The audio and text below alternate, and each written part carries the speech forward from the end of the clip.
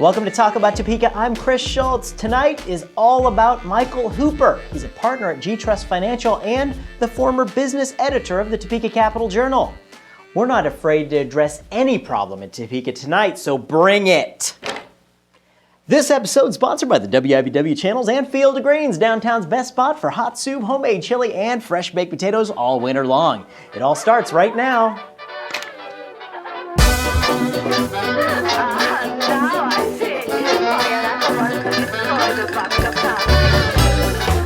So we're here in the studio today with Michael Hooper. He's a partner at G-Trust Financial, right across the street from where we're at right now. But he's also the former business editor of the Capital Journal. How you doing, Michael? Good to see you, Chris. Hey, thank you. I remember when we opened Field of Greens. It's been a decade now, but I remember Michael was one of those guys right there with the Capital Journal that came in and wrote an article and told the whole world about it. So I've known Michael for a long time, and I'm glad you could be on the show with us today. Oh, it's great to be here, Chris. I do remember that special day when you guys opened up. I was so impressed with all the artwork at Field of Greens, and it became a regular stopping place for me.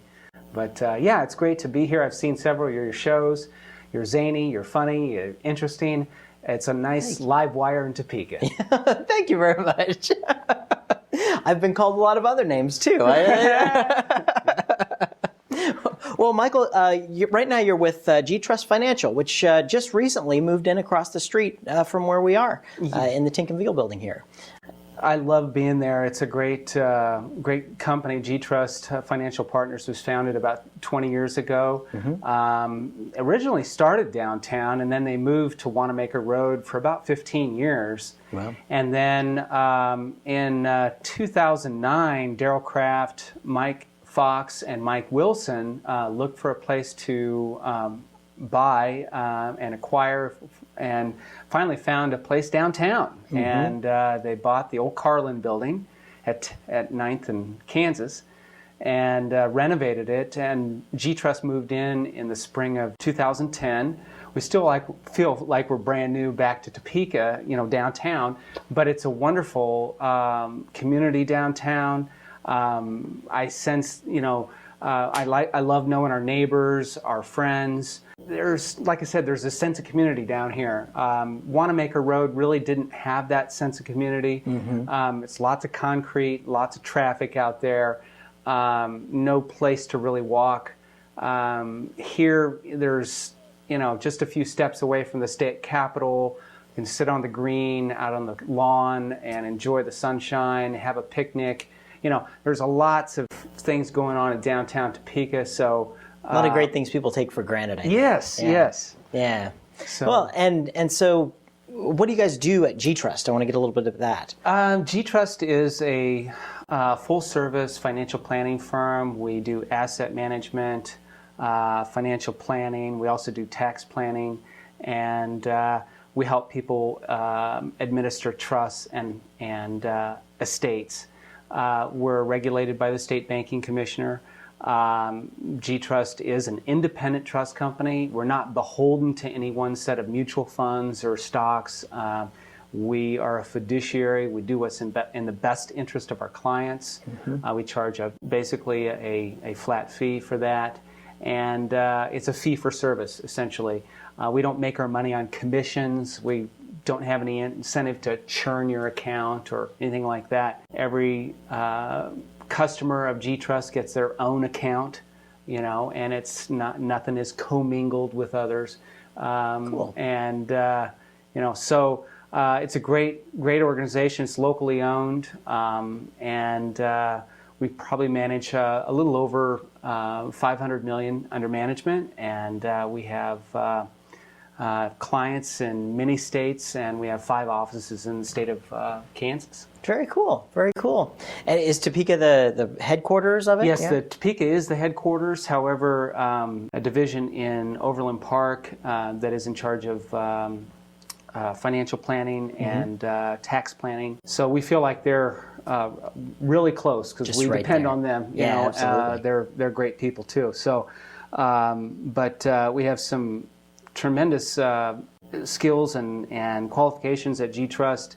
We've got 4 attorneys on staff. We've got 2 certified financial planners. We have many people, years of experience in finance.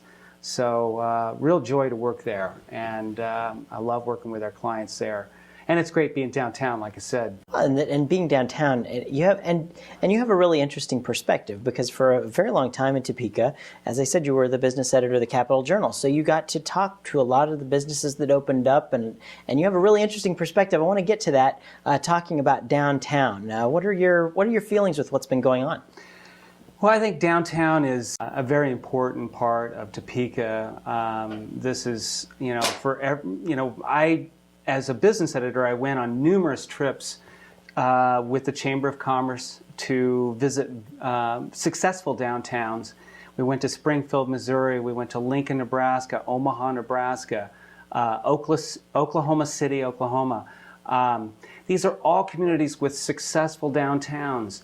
They embrace their downtown. They've all had to go through revitalizations. They all suffer the loss of retail that went out west to the malls. And Topeka is no different. We had the same problems here. We had malls here. There was an exodus of the retail. Yeah. What we found with communities like Oklahoma City, they put a ton of money into the infrastructure of their downtown. They added a lot of attractions. They invested in culture, art museums, entertainment, and it's really taken off. And the same thing with Lincoln, Nebraska, and Omaha, Nebraska. Omaha, Nebraska has done tremendous things along its riverfront, their old market. Their downtown is really thriving. I think at the time we went there, they said over $2 billion had been spent, on revitalizing downtown with new construction and new investment by corporations and locating their corporate centers in downtown Omaha. Wow. Well, I think Topeka has tremendous potential. We have some of the best, we have great businesses downtown. Capital Federal Financial is a wonderful institution that is committed to staying downtown, has spent quite a bit of money refurbishing their outside exterior. I always felt that Cap Fed took care of the essentials, took care of the basics, sprucing up their exterior and coming into the modern age, so to speak. And they've got a little sign that's scrolling in their. It looks great. I mean, it looks big city. I mean, that's the way it should be. Yeah, exactly. Topeka is a big city. Yeah. But I feel, on the other hand, there are a lot of naysayers about downtown. I once met a man, at a local pub, and he said, "Gosh, I hear about them talking about downtown revitalization. They were talking about that in the 1980s." So. But on the other hand, I was talking to Daryl Kraft, our president of G-Trust, the other day. He said, "Don't let the history of frustration stop downtown from succeeding." And I think there is reason to be, frustrated, but don't let that stop us. We've got a lot of studies that have been done for making this a downtown more successful, and I think we need to move forward with them. We've got enough planning done. I think now we just need to get an action plan that starts and get going. Yeah, we need to push the button. Yes, exactly. There's a lot of infrastructure in downtown Topeka that's pretty old. The streets are not looking very good. The curbs are kind of busted up in some places. We really need to fix the basics and create a long-term, attraction, I think, for downtown Topeka. I think one of the things that we're missing is theater. And, at one time, downtown Topeka was home to 4 or 5 different theaters. Yeah. And theaters are a draw. They draw retail traffic. I think by losing all of that theater and out west, we lost a lot of traffic downtown. I'd love to see the Jayhawk Theater become a central focus for downtown Topeka. Yeah, absolutely. I think that this is a jewel of an asset for Topeka. Very, very kind of old style theater that has all this character, and it's just untapped. You know, there's no seats in there. I've heard it said it takes about $7 million to renovate the place, but I've also heard it said it would take about $1 million to make it functional. So if we waited around for $7 million, we'd never get it. Why not raise $1 million, get it functioning, and start getting some acts in there?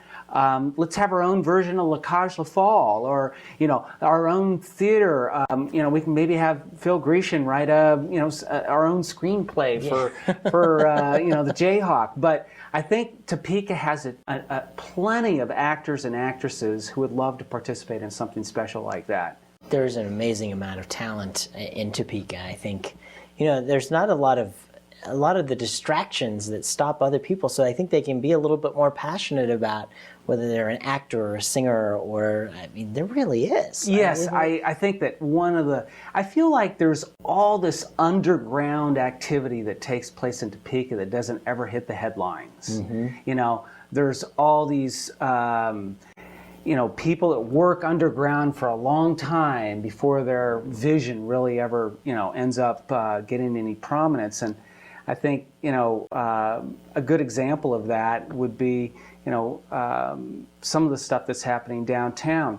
There's some tremendously good entrepreneurs downtown. I think of Lloyd Zimmer with, Zimmer Maps and Books. I think of Hazel Hill Chocolate, tremendous chocolates you can't get anywhere. I think of, CD Trade Post. They've got, 25 locations around the Midwest. These are all downtown businesses. Some of them have expanded, like CD Trade Post around the globe, but they started here. They are founded in Topeka. I love working with Lloyd Zimmer. I went over there one time and I found this awesome book about the Great Kansas Bond Scandal. And it was about this scandalous charlatan named Ron Finney, who scammed the state for over $1 million in fraudulent bonds in 1933. And that's a lot of money in 1933. It was over 10% of the state budget. Well, Alf Landon had he was pretty upset about this. But anyway, there's a great book. I bought it over at Lloyd Zimmer's. I loved it, and I ended up giving a talk about this book to the St. Thomas Aquinas Society over at Charles Baylor's house, and people loved it. I just feel like there's again, kind of all this stuff that's happening downtown, but a lot of people just don't even know about it, but maybe through things like this we can, we sure are talking. We've had a lot of the folks on the show, and people can always go back to our website and watch any of the interviews. We've got like 60 of them on there, over that. So I love the Barbara Waterman Peters. I thought that interview was really good. The Jeff Taylor interview was really good. And the police chief, that was also very good. Well, Michael, we have to take a real quick break. We'll be right back with Michael Hooper from G Trust and former editor of the business section for the Capital Journal. Thank you. You bet.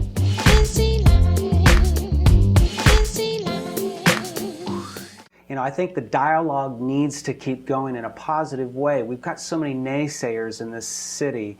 You can see them in the bloggers at CJ Online. They're always tearing down this and tearing down that. I want to say, when you talked about CJ Online and its bloggers, I challenge you as a blogger to stand up for who you are with your name. I personally blog with my own name, my own photo. I do not blog anonymously. If I can't say it publicly, I can't say it at all. And that's the way I think it should be. I think I've written a couple of letters to the editor from our downtown position as a small business owner down here about what they're doing with downtown. And there's so many people that are on the blog there that would immediately fire off blah, blah, blah, blah, blah, blah, blah, blah, blah, blah, blah, blah, blah, blah. Like you could almost predict exactly what they were going to say before you even knew, like you knew before you sent it exactly what those people were going to say, because they're like broken records. And the thing is that I see all types of those people that say that stuff on there. But I've never had one person, be a man, come up to my face and tell me I have a problem with this, because maybe you could change my opinion, but you can't do it anonymously with a bunch of insults. Well, see, and you that's just the thing. can't. That's a dialogue is one in which you use hopefully facts, Yeah. reason, Yeah. and good listening skills. Yeah. You know, the blogger who blogs anonymously has none of those. He might have a few facts, but he's certainly not listening, and he's certainly not in a dialogue. I mean, it's a one-way street. I feel like if you want to have a good dialogue, stand up for what you believe in, and be willing to accept criticism and go forward. You know. But what do you think? What do you think they should do with that? I mean, should they just let it continue on and irresponsibly, or I mean, you know, I would favor a blog that's not anonymous. I think that people should stand up for what they say. I think their real name should be there. However, sometimes some people can't say stuff publicly for fear of losing their job or something like that. If you have some super secret stuff that you can't put your name behind, you can always call a reporter, tell them about it, and let them investigate. Or if you have something the police need to know, it's called 234-0007, Crime Stoppers. Call it. You may qualify for a cash reward. Use it. I mean, come on. Yeah. I mean, you don't need to use unsubstantiated evidence. Especially, you've seen how we've seen mistrials. We've seen all these things recently being decided because people have done things they shouldn't have been doing. Yeah, on this blogs. juror that blogged anonymously. You know, now that threatens the judicial system. Right. You know, so I think that, you know, it needs to be done responsibly. I think the thing, though, that is totally counter to that blog are some of the new things that are happening in media here in Topeka. Talk About Topeka is one. Another one is 785 Magazine. You know, Karis Mapes and her friends there have great folks. Have just done tremendously good things for Topeka to highlight the arts and the poetry and the music that's going on in Topeka. I mean, this really is a theater capital. I mean, there are tremendous amounts of theater going on all the time. I don't need to tell you that, Chris, but it really is. There's a lot of wonderful poets here. Matt Perubsky is a great poet. Dennis Etzel has done really great poetry and is doing poetry workshops around the state. I think of you know, people that at the Washburn University who have really cultivated kind of an artistic community. I think of people like Tom Averill and John Hunter. You know, these are people that care passionately about the arts and so forth, and are really making a contribution to it. I feel like Topeka lost something when Menninger left. There's no doubt that Menninger had a tremendous impact on the history of Topeka and its culture. But a lot of those people from Menninger are still here. Some of the old employees and even some of the old clients are still in Topeka, and they shaped Topeka to a certain way. And I think that one of the things that they left behind was a legacy of tolerance for people who are a little different, people who maybe have a mental illness or something like that. Yeah. At one time, this community had 3 mental health hospitals. Yeah.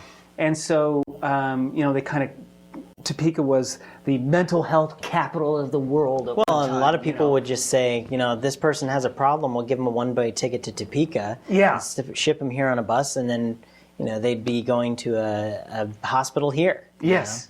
And, you know, that era is gone, but I'd like to think that the tolerance is still here. The compassion is still here.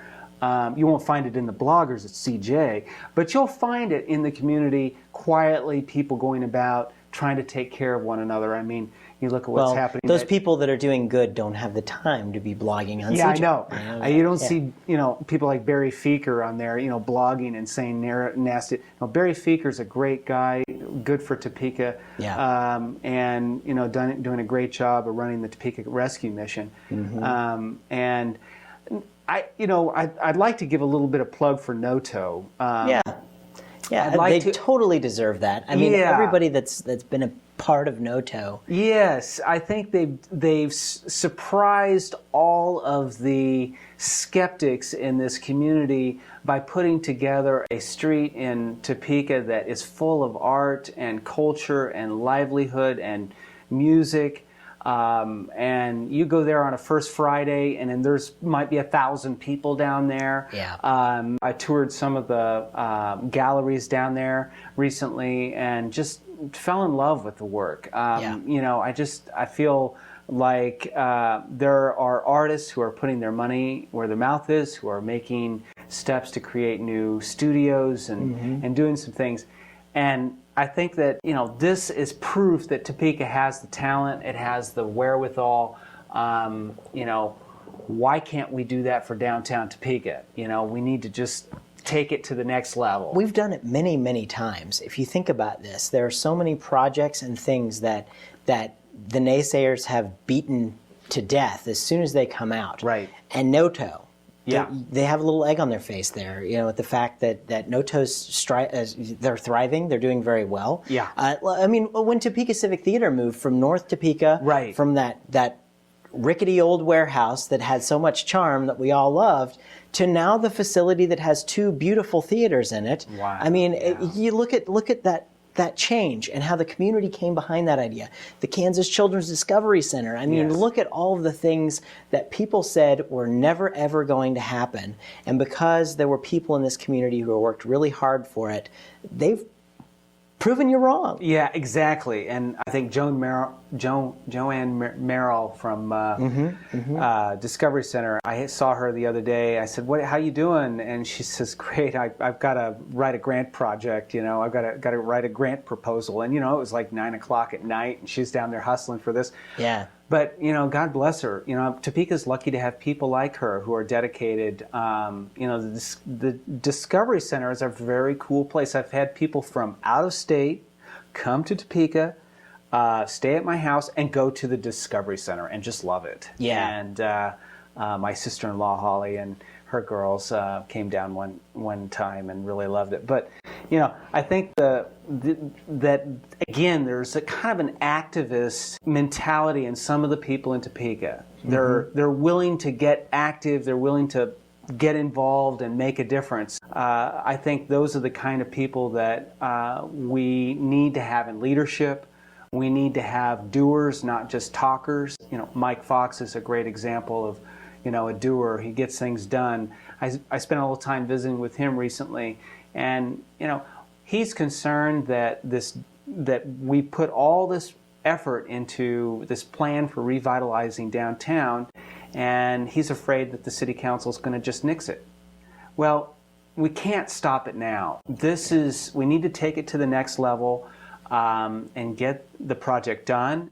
Don't get left behind. I mean, Topeka, let's stay competitive with the Oklahoma cities of the world. Let's stay competitive with Lincoln, Nebraska. Right. We're not all that far off the beaten path. I mean, look, Mars Corporation chose Topeka, Kansas to put its first chocolate factory that they've built in North America in many, many years. Yeah, yeah. And so that's going to open up a year from now. And those will be awesome jobs. Well, and even you talk about the private investment that's already happened in downtown. I think that's really not gotten enough exposure. Yeah. Because you talk about the scope of the project that they're talking about redoing, and then you talk about how much money has been invested privately in the buildings in there. And really, the public portion of this is minuscule compared to how much has actually been invested on the Strip. And it's also minuscule compared to the amount of property taxes that business owners on the Strip already pay. I mean, they property tax a couple $1 million a year just on Kansas. Yes. I mean, and that's money that hasn't come back to this Strip for 30 years. Right, right. So it's time to do something. Right, right. I think enough said on that. Yeah, for sure. I mean, we agree. Yeah, totally agree on that. Yeah. I've told you're a bicycler. Yes. Right? And so we've got a lot of news going on here in Topeka and a lot of things for bicyclers to do. So tell us a little bit about I love bicycling. Prior to coming to Topeka, I I've been a bicyclist all my life. I even rode on a bike ride across Iowa one time, and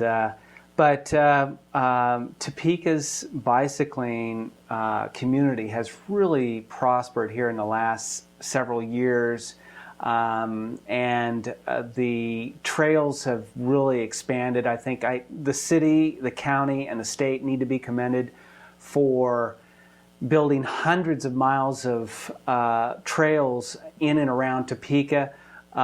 We've got so many places we can go, not just the Shunganunga, but we also have the Landon Trail. We have the Governor's Mansion trails. We have, you can ride from 10th and Adams all the way to the Blind Tiger on a trail, a dedicated trail, and stop at the Blind Tiger and have one of Topeka's finest homegrown beers right here. I didn't know there was a trail yes, out there there. is a trail that will take you all the way out there. I think that these trails have just quietly been expanded. The city is just. I rode practically all the way to Lake Shawnee with a buddy of mine. You can't get all the way to Lake Shawnee on the bike path. You can get a long ways. You can get pretty close. And but there's one of the things that I really like about the Topeka bike community is this whole Topeka Community Cycle Project that's based at 4th and Kansas. Oh, yeah. Carl Fundenberger and all that. It's such a cool guy. Yeah, those people have really done some great things. They're going to have, the Community Cycle will have Flat Tire 3 Saturday, December 8th at the Celtic Fox in downtown Topeka. Cool. Featuring bands like Cowboy Indian Bear and 77 Jefferson. Plus there's going to be a lot of artistic bikes on display. Cool.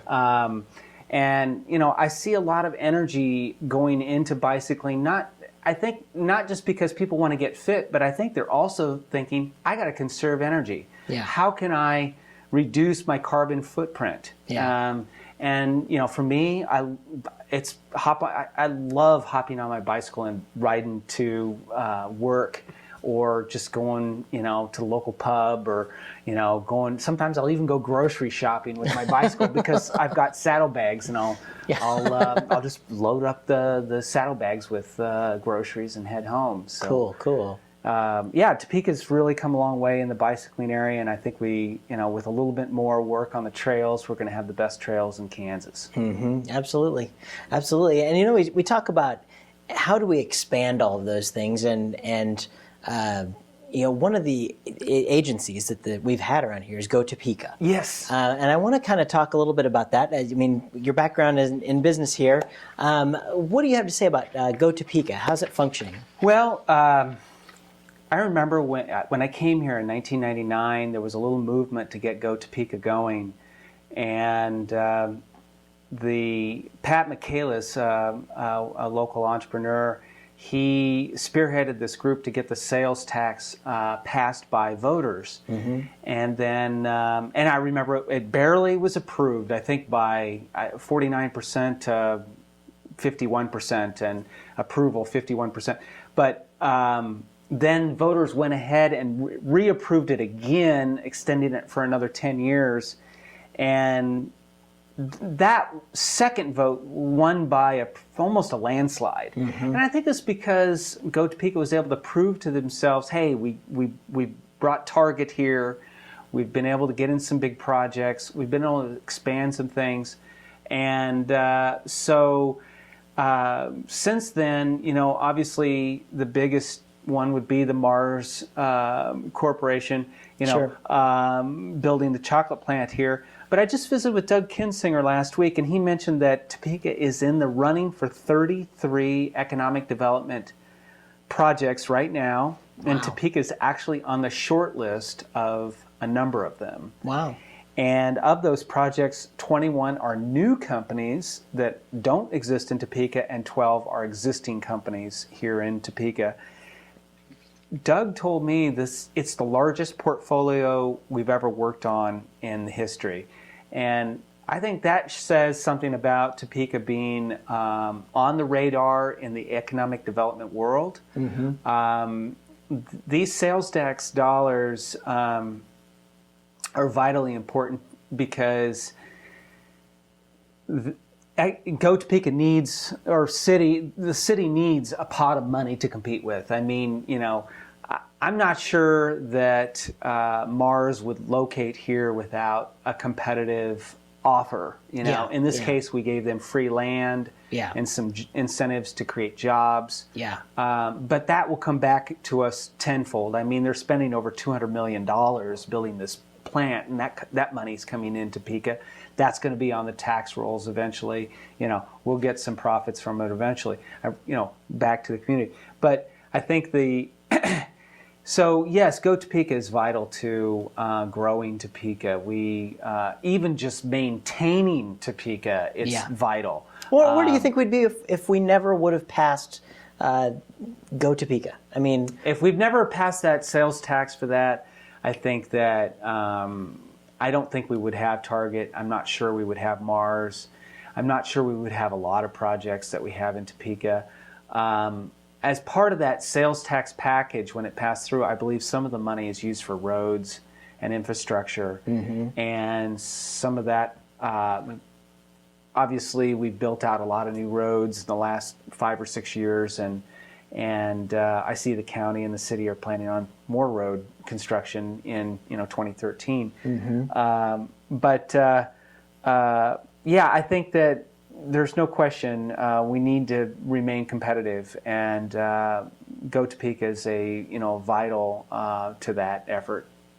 Well, and people mention, if you are one of the naysayers talking about Go Topeka, they talk about transparency, and transparency. Everybody wants transparency, but is transparency necessarily the best thing 100% in a deal-making situation? I mean, you wouldn't tell somebody the offer on your house that you were going to make if you were going to be trying to be bidding something out. I mean, when you're actually in the middle of a negotiation for a competitive bid in a competitive bidding environment, no, you don't want to tell your competitors what you're doing.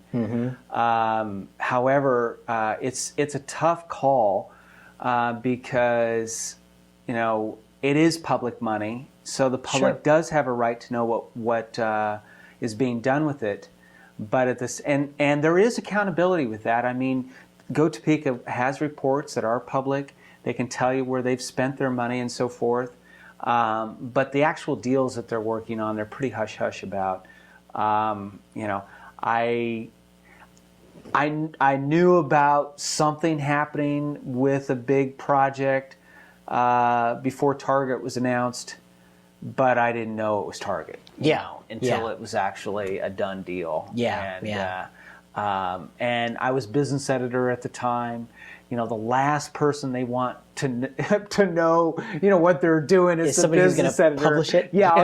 Somebody's going to publish it. But I love being the first kid on the block to tell the story. And I enjoyed my job as business editor when I was doing it.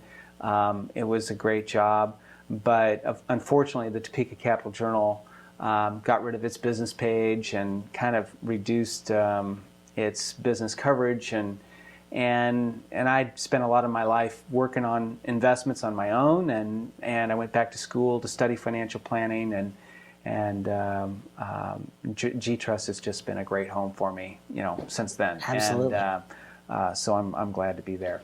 Well, and anytime you want to come break a story, we're right here, right across the street. You can come on over, and we can bust it right on out. Right. So. Yes.